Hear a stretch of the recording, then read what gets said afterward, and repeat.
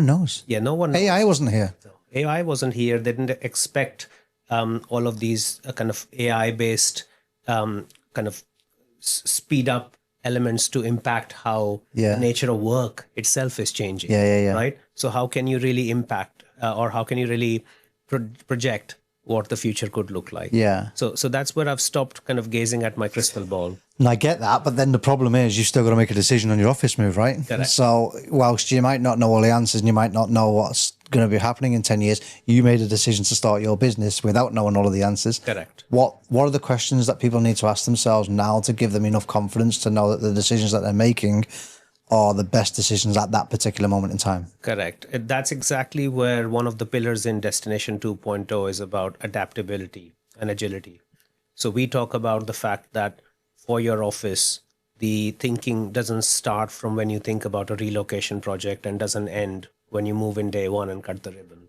It's actually a way of thinking that I describe as you're never going to be done with it. And you always have to constantly keep improving. And that improvisation helps you build a level of adaptability and agility. A simple example of this, most of the companies we work with, when we say, what does your headcount look like in the next 2 to 3 years? They really can't answer with confidence. We're all making projections.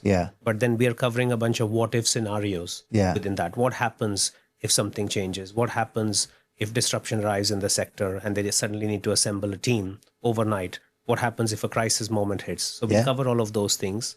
But we are also talking about setting up a rhythm which makes them kind of constantly experiment, constantly innovate, constantly test.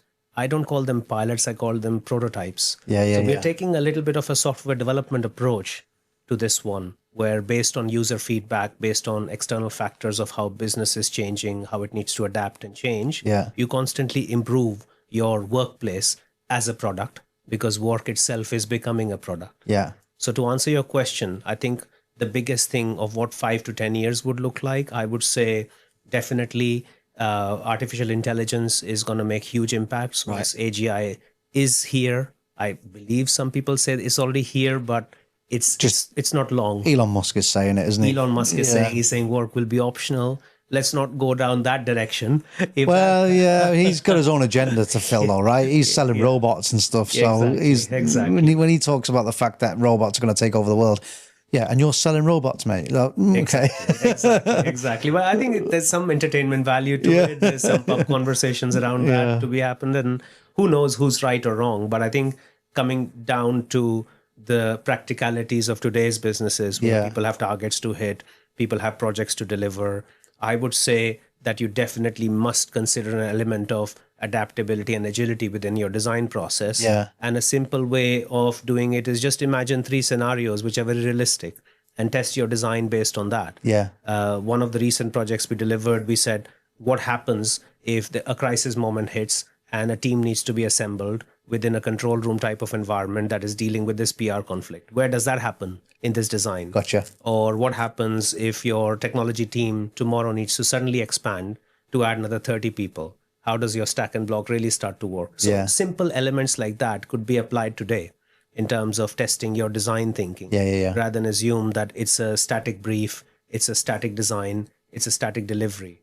And then you would realize that you would have to make a lot of micro changes within your office design to be able to support that. Can walls move? Are there attributes in space that allow people a degree of flexibility to change the use of space? And you'll have to also change your thinking on what happens on day 30.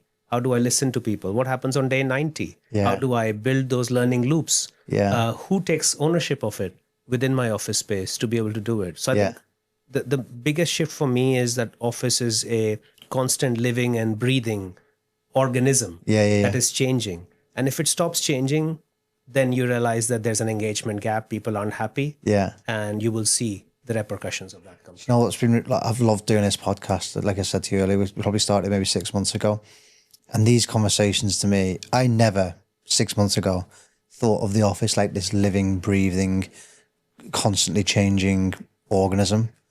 And prior to you saying that, I now do see the office like that, which is just mind blowing to me, because I'm the military you know, straight guy. Now I'm talking about living and breathing offices. No, a lot of companies are thinking in that kind of fixed manner, and it's working for them up to a limit. And I think there is also a level of tolerance to the point of at what point do you really decide to do something about it because the feedback isn't great. Yeah. I always state, and I write this in the book as well, that I believe that a lot of people have a contract with their office, which is not like the job contract you have with the company. Yeah. But it's some sort of a non-defined, intangible contract. And people have a feeling around when I go there, I have to go because I'm employed. I should show up. I should be quite disciplined. And they like the fact that there is a separation between home life, work life. So people do that. But over time, a lot of people, when you ask them, they'll have an unsaid feeling about how they feel about the office. Right.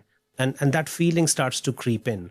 And once that creeps in, I think there is a level of engagement. There is a level of productivity that sees a bit of dip. Yeah. So right now, it's only measurable through surveys.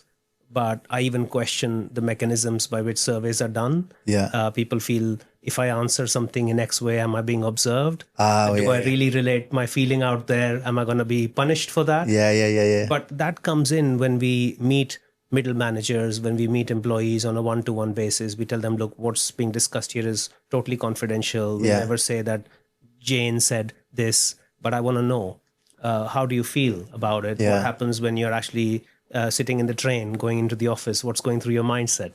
And those elements start to kind of give us decent subjective data points that we then relay back to the client to say, actually, by you deciding to keep it very fixed, you're going to just amplify this feeling over a period of time.